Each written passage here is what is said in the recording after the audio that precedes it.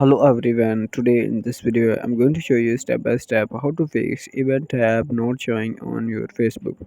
This is very easy, let's jump right in. First of all, you have to open your mobile phone settings, and here you have to click on search bar, and here you have to search app management. Here you have to search here app management. When you search here you have to click on this first app management option. Here you can see you have to click on this app management. When you click on this, here you have to click on app settings, and here you have to search Facebook. Now here you have to search Facebook and click on Facebook icon. After that, here you have to click on storage and cache.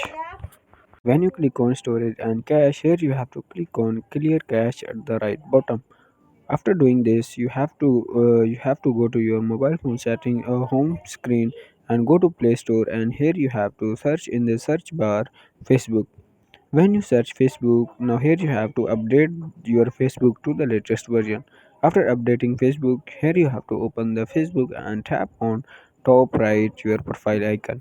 When you click on this, here you can see event option has been here you can see event option is fixed. In this way you can fix event option on Facebook.